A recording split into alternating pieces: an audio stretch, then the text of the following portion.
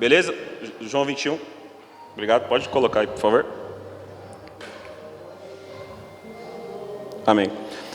Depois disso, Jesus apareceu novamente aos seus discípulos, à margem do mar de Tiberíades, e foi assim. Estavam juntos Simão Pedro, Tomé, chamado Dídimo, Natanael de Caná da Galileia, e os filhos de Zebedeu, e outros 2 discípulos. Vou pescar, disse Simão Pedro. E eles disseram, nós vamos com você. Eles foram e entraram no barco, mas naquela noite não pegaram nada. Ao amanhecer, Jesus estava na praia, mas os seus discípulos não o reconheceram. E lhes perguntou, filhos, vocês têm algo para comer? Eles responderam que não. E disse, lancem a rede do lado direito do barco, e vocês encontrarão. Eles lançaram e não conseguiam recolher a rede, tal era a quantidade de peixes. O discípulo a quem Jesus amava disse a Pedro, é o Senhor. Simão Pedro, ouvindo dizer isso, vestiu a capa, pois havia tirado e lançou-se sobre o mar. Os outros vieram no barco arrastando a rede, cheia de peixe, pois estavam apenas a cerca de 90 metros da praia. Quando desembarcaram, viram ali uma fogueira e peixe sobre as brasas, e um pouco de pão. Disse-lhe Jesus, tragam alguns dos peixes que acabaram de pescar. Simão Pedro entrou no barco, arrastou a rede para a praia, ela já estava cheia, tinha 153 grandes peixes, embora houvesse tantos peixes, a rede não se rompeu. Jesus lhe disse, venha comer. Nenhum dos discípulos tinha coragem de perguntar quem és tu, mas eles sabiam que era o Senhor. Jesus aproximou-lhe, tomou o pão e deu a eles, fazendo o mesmo com o peixe. Então foi a terceira vez que Jesus apareceu aos seus discípulos depois que ressuscitou dos mortos. Depois de comer, Jesus perguntou a Simão Pedro, Simão, filho de João, você me ama mais do que estes? Disse-lhe, sim, Senhor, tu sabes que te amo. Disse-lhe Jesus, cuida dos meus cordeiros. Novamente Jesus disse, Simão, filho de João, você me ama? Ele respondeu, sim, Senhor, tu sabes que te amo. Disse-lhe Jesus, pastoreia as minhas ovelhas. Pela terceira vez, ele lhe disse, Simão, filho de João, você me ama? Pedro ficou magoado, porque Jesus tinha perguntado pela terceira vez, você me ama? Ele disse, Senhor, tu sabes todas as coisas, e sabes que também te amo. Disse-lhe Jesus, cuida das minhas ovelhas. Amém. Glória a Deus. No domingo, enquanto o pastor Paulinho ministrava lá na casa, Deus começou a falar muito comigo. E é muito engraçado quando a gente vai para servir, quando a gente vai para oferecer algo, e ao invés de você entregar, você começa a receber. Às vezes você vai com o seu coração totalmente disposto a de alguma forma entregar algo para abençoar a vida de alguém, e Deus vem e fala, não, peraí, eu vou te abençoar, eu vou falar contigo. Talvez, será que era por isso que estava escrito que melhor era dar do que receber? Eu lembro uma vez que eu estava na minha casa orando, falando, Senhor, fala comigo, e Deus falou para mim, abre a boca, porque quando você começa a falar com as pessoas sobre o meu nome, eu vou falar com você. É quando nós se colocamos nesse lugar de um coração disposto, quando a gente se coloca nesse lugar de servir a Deus, é a melhor coisa que a gente pode fazer. Pois Deus nunca vai falar tanto com você quando você se dispor a ser usado por Ele. Quando você se dispor a ser boca dEle, é aí que Ele vai passar através de você e vai te usar para poder falar com a vida de outra pessoa. É melhor dar do que receber. E que Deus nos ensine isso nessa noite. Que Deus ministre isso em nosso coração. É melhor dar do que receber. O mundo nos ensinou que é muito melhor a gente receber do que a gente dá. Amém? Quem não queria receber um dinheiro agora? Quem não queria receber um Pix agora, não é verdade? Quem não queria pegar o celular aí e ver uma mensagenzinha de um Pix aí, de um 6 dígitos, de um 7 dígitos? Diga glória a Deus. Mas o reino do céu as coisas são diferentes, e Jesus ele fala, é melhor dar do que receber. Então se vocês quiserem fazer um Pix para minha conta, é melhor dar do que receber. Mas será por que Jesus falou isso? Será porque Ele estava ensinando isso, que é melhor dar do que receber? Porque quando a gente faz a obra dEle, quando a gente se coloca à disposição dEle, é aí que Ele vai passar através de nós, é aí que Ele vai nos usar para poder tocar na vida de alguém. E quão maravilhoso é ser instrumento na mão de Deus, quão maravilhoso é ser útil na mão de Deus, amém? E quando o pastor Paulinho começava a ministrar, Deus começou a falar comigo, lembrando de uma outra cena, que é muito parecido com essa. Essa foi uma das últimas vezes que Jesus teve um encontro com Pedro. Mas será que alguém lembra a primeira vez que Jesus encontrou Pedro? Foi justamente quando Pedro já estava cansado de pescar e não aguentava mais pescar, passou a noite inteira pescando. E quando ele estava ali na beira do mar, que na verdade é um lago da Galileia, Jesus chega para ele e fala: cara, você pode me emprestar o seu barco? E beleza, Jesus então ali pega o barco de Pedro e Jesus ali começa a ministrar a palavra. Eu já ficaria feliz se Jesus falasse: ó Diego, eu posso usar seu carro? Eu falasse: sim Senhor, você pode usar meu carro. Se o Senhor entrar no meu carro, se o Senhor entrar na minha casa, eu já estou feliz.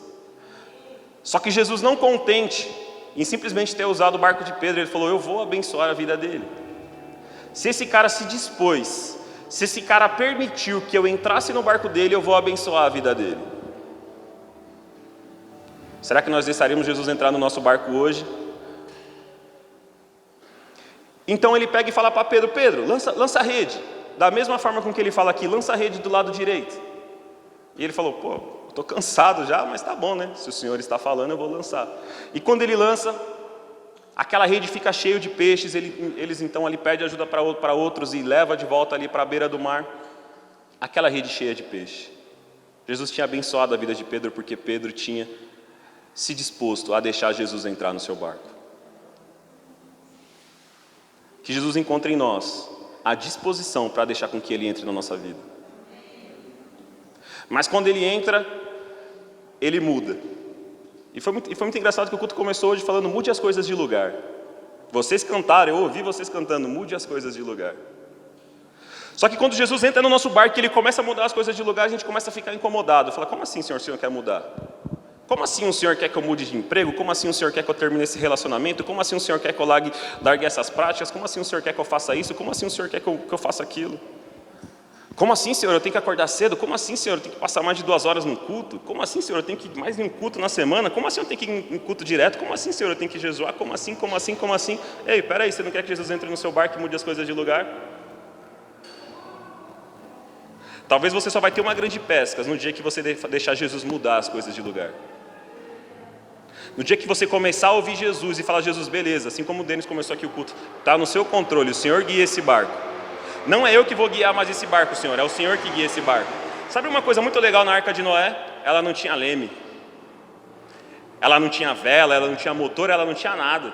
Por quê? Quem guiava a Arca de Noé era Deus. Que Deus encontre em nós uma vida sem motores, sem leque, sem nada. Que Deus possa guiar a nossa vida. Que Deus possa fazer segundo a sua vontade, segundo o seu querer. E se Ele quiser usar o nosso barco para poder pregar, que seja 1 hora, 2 horas, 3 horas, 5 horas ou o dia inteiro, que assim Ele encontre e que Ele mude as coisas de lugar. Amém? Que Ele encontre na minha vida e na sua vida essa disposição. Esse barco com espaço para que Ele possa fazer a vontade dEle. Pois só assim vai vir uma pesca maravilhosa. Amém? E quando Paulo ministrava, Deus ele falou para mim o seguinte: presta atenção, Diego. Você parou para prestar atenção onde Jesus encontrou Pedro? Na margem do mar. E aonde ele levou ele para ele viver o sobrenatural? Em lugares mais profundos. E aí eu lembrei uma outra situação que acontece ali no Mar da Galileia, quando Pedro anda sobre as águas. Jesus mais uma vez estava chamando Pedro em águas mais profundas, não em lugares rasos. A primeira pergunta é: onde será que Jesus vai nos encontrar nessa noite? Em lugares rasos ou em lugares mais profundos? Como será que a gente está hoje? Como será que Ele vai nos encontrar? Esse lugar mais profundo não é um mar, esse lugar mais profundo não é um lugar físico, esse lugar é uma disposição do nosso coração. Esse lugar mais profundo é uma disposição do nosso espírito, para obedecer ou não obedecer a Deus. Jesus ele conta uma parábola sobre dois filhos. Um falou para o Senhor: eu vou obedecer a ordem do pai, e o outro falou: não vou obedecer. Só que aquele falou que não ia obedecer, obedeceu. E aquele que falou que ia obedecer, não obedeceu. E aí no final Jesus pergunta: quem foi o filho obediente?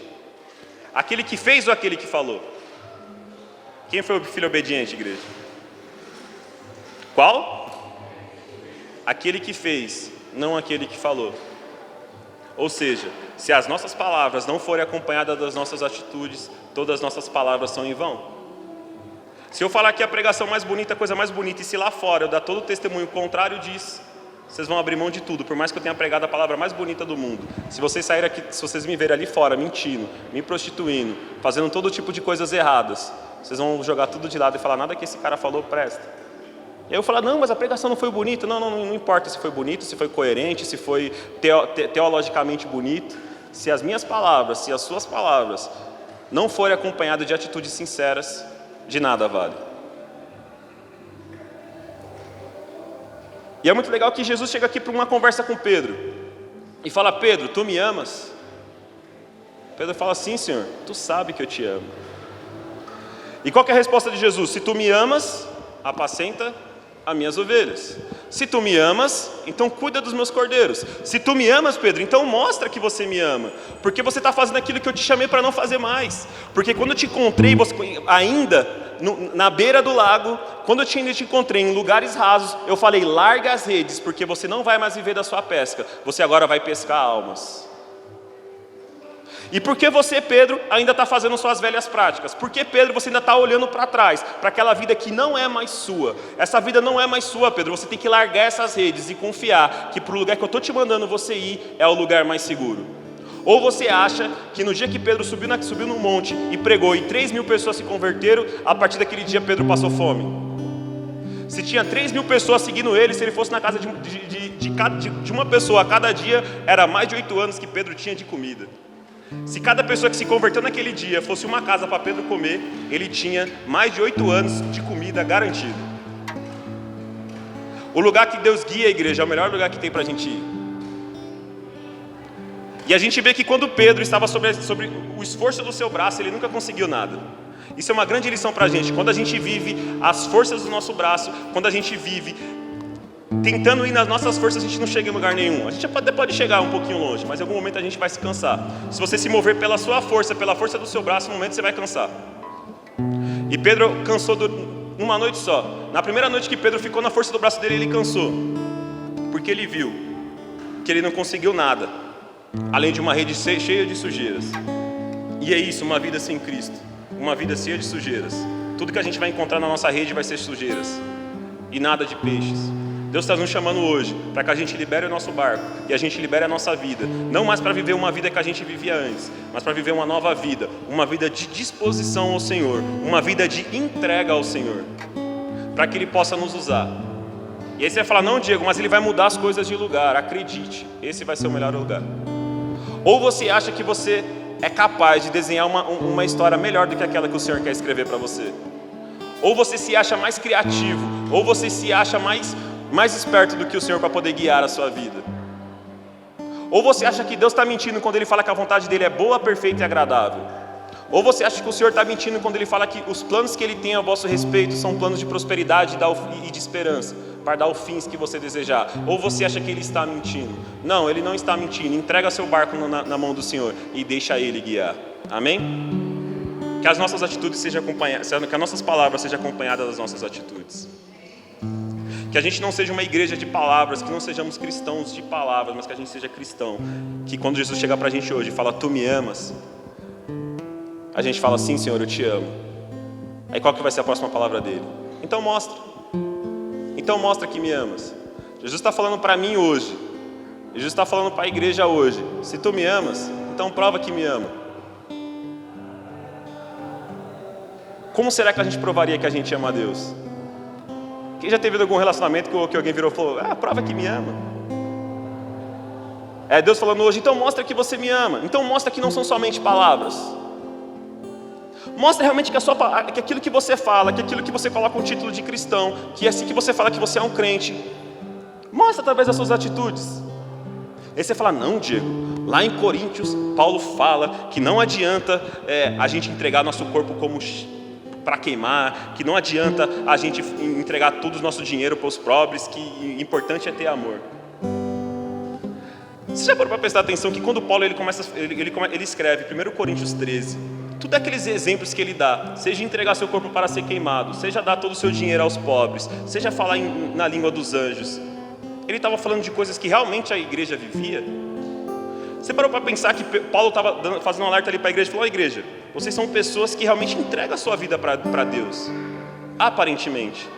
Vocês estão sendo perseguidos, alguns de vocês entregaram tudo aqui na igreja, alguns de vocês têm dons espirituais, mas eu estou dando um alerta para vocês, que se essas atitudes não tiverem amor, nada vale. E sabe o que é engraçado e que parece que aconteceu? Que algumas pessoas pegaram esse texto de Paulo, e falaram, peraí, então só precisa ter amor, eu só preciso amar a Deus, eu não preciso fazer mais nada. Até que Tiago vê isso, e lá em Tiago 1, ele fala que a fé sem obras ela é? Ou seja, devia ter uma galera que falou, não, só preciso amar a Deus, eu não preciso fazer mais nada. Paulo falou que não adianta eu ser queimado, não adianta eu ser martirizado, não adianta eu entregar todo o meu dinheiro, o que eu preciso é amar a Deus. Então eu amo a Deus no sofá da minha casa assistindo Netflix, eu amo a Deus de boinha no meu trabalho, nas minhas viagens, vou no culto de vez em quando dá. Tiago falaria pra gente, vocês são hipócritas. Como vocês podem falar que amam a Deus? Como vocês podem falar que têm fé em Deus, se as suas fés não são acompanhadas de obras? Tiago ele fala o seguinte, se você fala que tem Deus através da sua fé, então me mostra. Me mostra através das suas obras, me mostra através da sua fé, que eu vou te mostrar através das minhas obras a minha fé em Deus. Eu vou te mostrar através da minha vida de sacrifício, da minha vida de entrega, que eu amo a Deus, que eu tenho fé em Deus. Paulo estava fazendo um alerta para a igreja. Não que era para as pessoas abandonar uma vida de entrega a Deus, mas que aquela entrega devia ser acompanhada de amor. E que eu não deveria fazer a obra na igreja, que eu não deveria fazer algo na igreja, ou algo fora da igreja, algo para Deus, simplesmente por fazer, simplesmente para aparecer, mas que seja por amor, mas que uma coisa não deixe a outra, senão a gente começa a ser uma igreja manca. A nossa obra tem que ser acompanhada de amor, a nossa obra tem que ser acompanhada de fé, da mesma forma que o nosso amor por Deus e a nossa fé por Deus tem que ser acompanhada das nossas obras por Deus. Uma coisa sem outra não existe. É a mesma coisa que eu perguntar para você, qual que é a asa mais importante de um pássaro, a direita ou a esquerda? Qual a asa mais importante para o pássaro, a direita ou a esquerda? As duas é importante, ou seja, a fé sem obras é morta, e a obra sem fé, sem amor, ela também é morta. Uma coisa complementa a outra. É a mesma coisa se perguntar, Diego, é mais importante você orar ou você ler a Bíblia? Qual que é a asa mais importante do passarinho? Qual que é a asa mais importante do avião? Uma coisa sem a outra não existe, igreja. É necessário que as nossas atitudes sejam acompanhadas das nossas palavras através das nossas atitudes. O nosso amor por Deus tem que ser acompanhado por isso, para que a gente não seja encontrado em falha, para que a gente não seja uma igreja manca. Amém? A gente precisa ser uma igreja com fundamentos, amém? Porque senão depois a gente começa a oscilar na fé, e Deus tem falado muito sobre isso. O Denis falou aqui, era algo que eu vinha meditando, o tanto que a gente oscila, o tanto que a igreja de Deus oscila, o quanto que os jovens de hoje oscilam na fé. As pessoas acordam de manhã e quer salvar o mundo, dá 2 horas depois, 10 horas da manhã, ela já nem acredita mais que Deus existe, aí dá meio-dia, ele já está mandando mensagem para evangelizar, aí dá 2 horas da tarde, ele já está amaldiçoando o dia que nasceu, dá 4 horas da tarde, ele já está mandando mensagem para alguém para ir para a igreja, chega depois do culto, ele já está revoltado com Deus. Esses somos nós, igreja que um dia está bem, outro dia está mal, que fica oscilando entre fé. Elias falaria, até quando, igreja? Vocês vão ficar oscilando entre 2 pensamentos. Se Baal é Deus, então sirva Baal. Se Deus é Deus, então sirva. Existe um fundamento muito importante da igreja, que é a vida eterna. E eu estou lendo o livro Fundamentos Apostólicos e ele passa bastante tempo falando sobre justamente esse fundamento que é a vida eterna. Será que a gente tem isso realmente no nosso coração? Será que a gente realmente vive? Será que eu, Diego, estou vivendo uma vida que é baseada na vida eterna? Será que é a forma com que eu levo o meu trabalho? Será a forma com que eu venho para a igreja? Será que os anseios do meu coração é pensando na vida eterna ou é pensando nessa vida? Será que as minhas atitudes, os meus pensamentos estão sendo baseados em quê? Qual será que é o anseio do meu coração? Qual será que é o anseio do seu coração? O que será que nos move? O que te moveu a vir aqui hoje? O que moveu você sair da sua casa e vir para cá hoje? Imagino que a maioria de vocês vieram do seu trabalho. Talvez tenha tido um dia estressante, um dia cansativo. seu chefe enchendo o seu saco, cheio de trabalho para fazer, você está cansado. E o que te moveu então a você vir aqui hoje na igreja? O que moveu você sair da sua casa? Será que se fosse juntar as nossas orações que a gente tem feito todos os dias para Deus, isso que eu imagino que vocês oram todos os dias, amém? Será que o nosso diálogo com Deus será que é sempre Deus me dá isso, Deus me dá aquilo, Deus me dá aquilo? Ou será Deus me prepara para a vida eterna? Senhor, Deus me guia para a vida eterna. Senhor, me guia para aquele dia que será para sempre. Você vai viver 50, 60, 70, 70, 80 anos, 90 anos. Aquele que se esforçar mais um pouquinho, 100. O que é isso comparado à eternidade? Alguém sabe me dizer quantos dias é a eternidade? Eternidade é para sempre. E a gente foca mais naquilo que é passageiro do que naquilo que é eterno. Aquilo que é eterno a gente dá menos importância, e aquilo que é momentâneo a gente dá mais importância. A gente gasta mais tempo na nossa vida naquilo que é momentâneo em vez de gastar naquilo que é eterno. O principal fundamento da igreja é a eternidade. Jesus morreu por mim, Jesus morreu por você, para que a gente tenha vida eterna. Esse é o maior fundamento da igreja.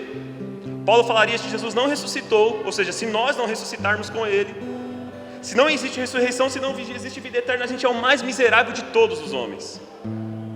Se não for eternidade, o que será da gente? Se não for eternidade que nos move, se não for eternidade que move o meu coração, se não for eternidade que me move sair da minha casa e vir para aqui, se não for eternidade que move a minha oração, se não for eternidade que move o meu trabalho para o Senhor, se não for eternidade que move a minha oração, o que me move? Que valor tem aquilo que me move?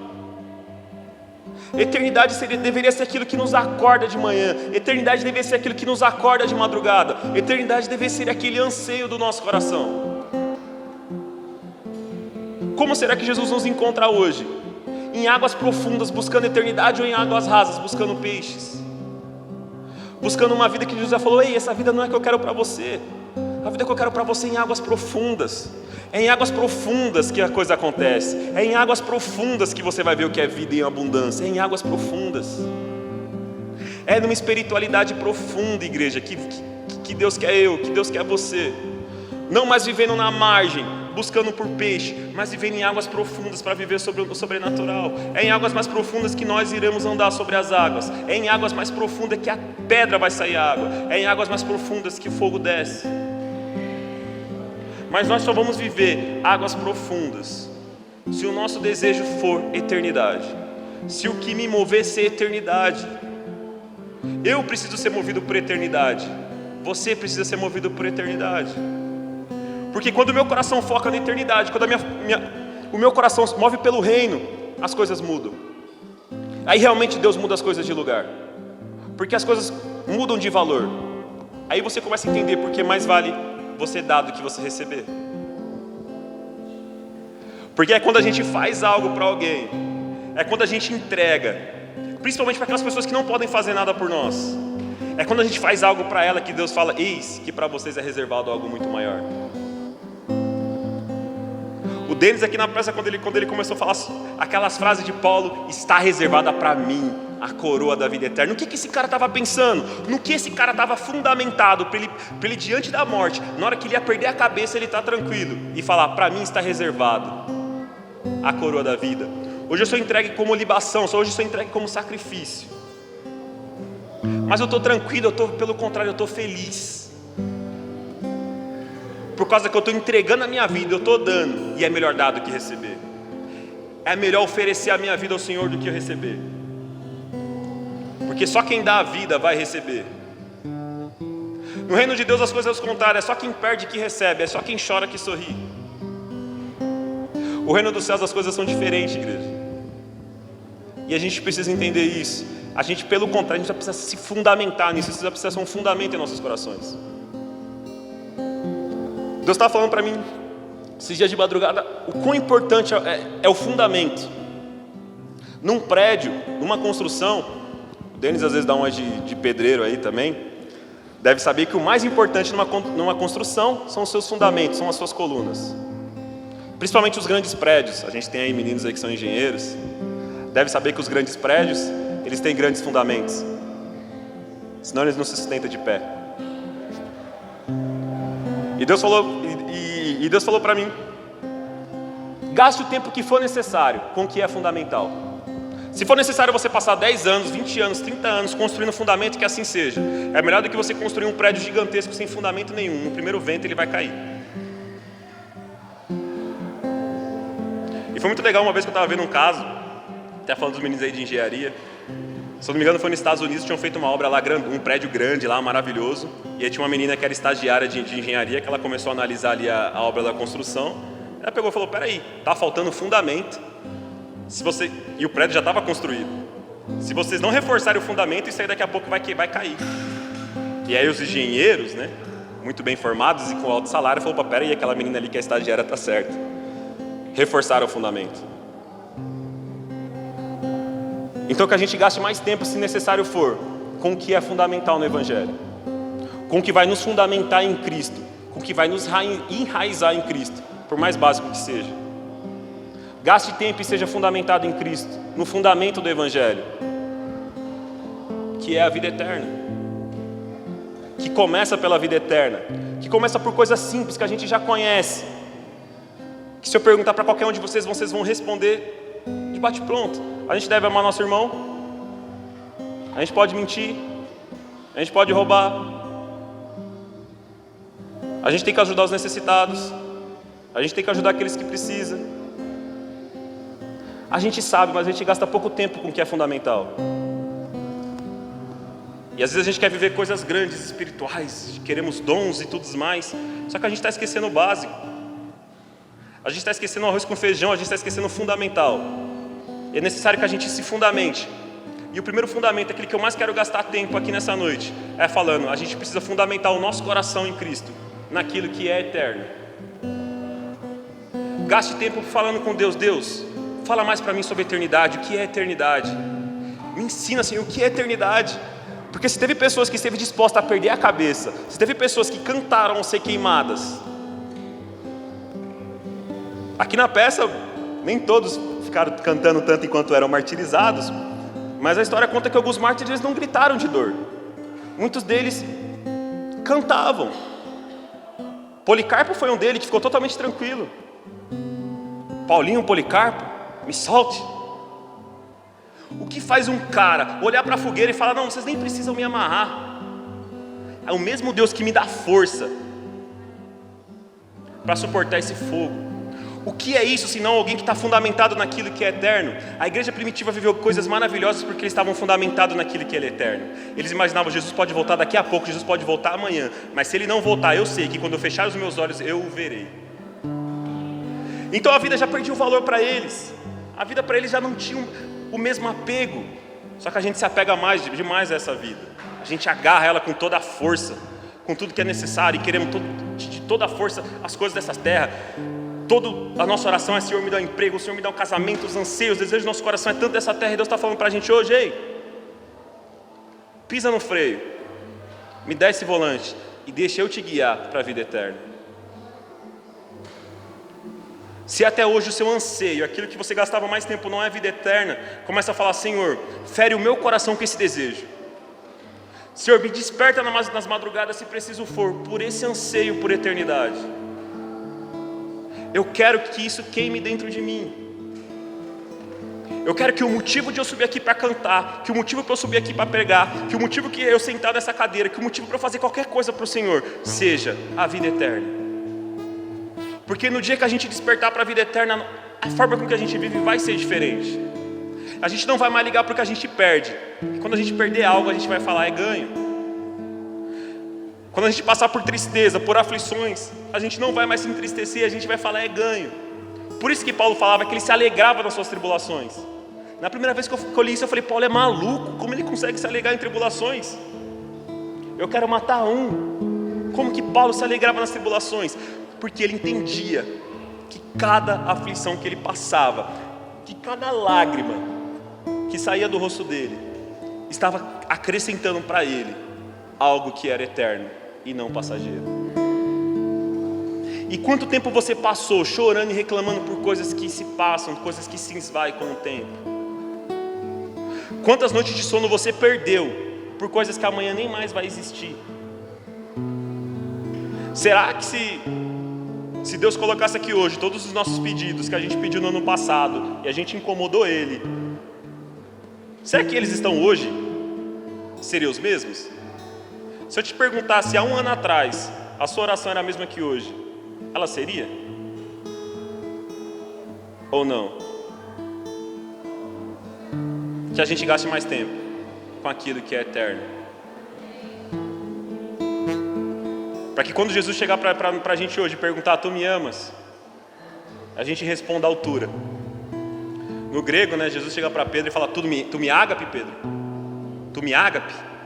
Pedro fica meio assim e fala, te neguei, né? Não é ágape, assim, é de filéu, né? Ou seja, meu amor ainda é condicional. Meu amor ainda não é ágape ainda. Que Deus desperta em nós esse desejo, para quando Deus chegar para a gente e falar, tu me ama, a gente fala, sim Senhor, eu te amo, eu te ágape, eu te amo de toda a minha força, eu te amo de toda a minha alma, eu te amo de toda a minha intensidade, eu te amo com o que eu tenho. Eu te amo tanto, Senhor, que um dia só para te louvar não é o suficiente. Uma hora de louvor não é o suficiente, me dá a eternidade para te adorar. Eu te amo tanto, Senhor, que essa vida não é o suficiente, me dá a eternidade. Senhor, eu quero te contemplar, eu quero contemplar a tua face. Assim como Moisés, ele não descansava, para ele não era suficiente simplesmente ver fogo cair do céu, para ele não era suficiente ver o maná caindo do céu, para ele era necessário algo mais, porque ele sabia que o maná logo se ia, as cordonizes logo se iam, toda aquela terra logo se perderia, mas a face do Senhor, aquilo que ele ganharia naquela fenda daquela rocha, seria algo que seria eterno. Só um pinguinho de eternidade para Moisés já era o suficiente. Ele fala, Senhor, me dá pelo menos um pouquinho dessa eternidade. E que nossa oração seja, Senhor, eu posso não morrer hoje, mas me dá um pouco dessa eternidade. Me faz experimentar essa eternidade, Senhor. Que todos os nossos cultos sejam um pouquinho de eternidade. Que toda a nossa entrega seja um pouquinho de eternidade. E que a gente não canse, que a gente não pare, enquanto a gente não esteja vivendo essa eternidade. A gente não parou para pensar o quão importante é a eternidade. Cara, Jesus morreu na cruz para que a gente tenha acesso à eternidade. Então quer dizer que isso é algo importante. E qual que é a importância que a gente dá para isso? Nada. O importante que a gente dá é se eu vou receber mais, se eu vou ter mais dinheiro, se eu vou ser mais famoso, se eu vou ter mais like no Instagram. Não, o nosso desejo tem que ser eternidade. Porque se Ele morreu para que eu tenha eternidade, a gente fala, Senhor, eu te amo.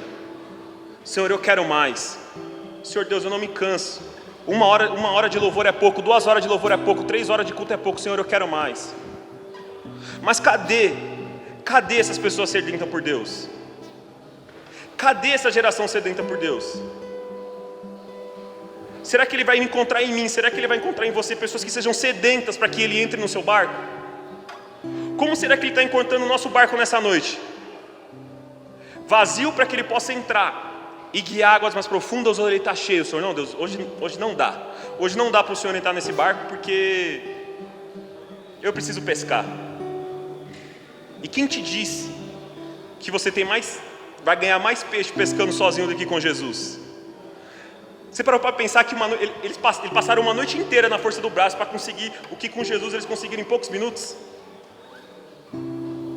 Ou seja, você seguir no seu caminho, você seguir na sua vontade, você vai poder passar 1 ano, 2 anos, 10 anos, e você não vai conseguir aquilo que você consegue em minutos com Deus. Eu lembrei hoje, enquanto eu tomava banho, de uma situação que eu passei em outro ministério que eu congregava, numa época onde ainda não tinha carro. Eu tinha que pegar um trem e 2 metrô para ir. Eu não sei quem já andou na linha Esmeralda, tem um vão mais ou menos daqui até ali, para você poder descer da linha Esmeralda. Só quem pegou a linha Esmeralda sabe como é vida louca andar na linha Esmeralda. Senta numa cadeira e tenta descer da linha Esmeralda, que vocês vão saber quão adrenalina é. Mas eu ia muito feliz, tranquilo, e eu ia com o irmão falando sobre a palavra de Deus. A gente falava sobre a letra mata, o espírito vivifica, e a gente falando, trocando ideia ali no metrô. Eu não sei vocês, eu não tenho vergonha de falar de Jesus em público. Me tanto faz, quantas vezes coloquei a Bíblia, seja num shopping, em qualquer lugar, para falar de Deus. E a gente ali conversando sobre Deus. Aí na hora que a gente entrou na linha vermelha, na República. Quem já pegou a linha vermelha na República sabe como que é. Cheio, é cotovelada para todo lado, salve-se quem puder. E a gente ali naquele papo, não, a letra mata, mas o Espírito vivifica, tal, não sei o quê. Entrou uma mulher, ela olhou para a minha Bíblia, e ali o Espírito Santo começou a ministrar nela. Na hora que eu abri a boca, Deus falou, não, fica quieto. Você calado, você já está errado. E Deus começou a ministrar nela, ela falou que estava afastada e que agora ela ia voltar e que não sei o quê. O Espírito Santo começou a ministrar nela e ela começando a falar ali, ela contou o testemunho, ela ministrou a palavra, ela fez tudo, o Espírito Santo ministrou nela, ela voltou para Jesus. E eu não abri a boca.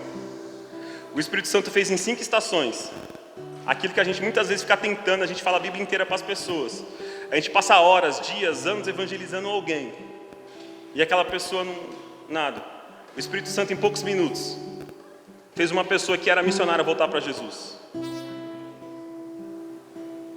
Nos ensinando que o que a gente precisa é um pouco mais dessa eternidade dentro da gente. O que vai nos dar a vida que você tanto quer, a vida que você tanto anseia, não é você seguir pelo caminho que você quer seguir, é você seguir pelo caminho que Ele quer seguir.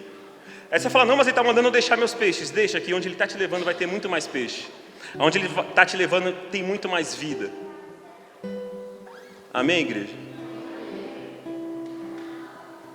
Que a gente seja despertado para isso hoje, amém?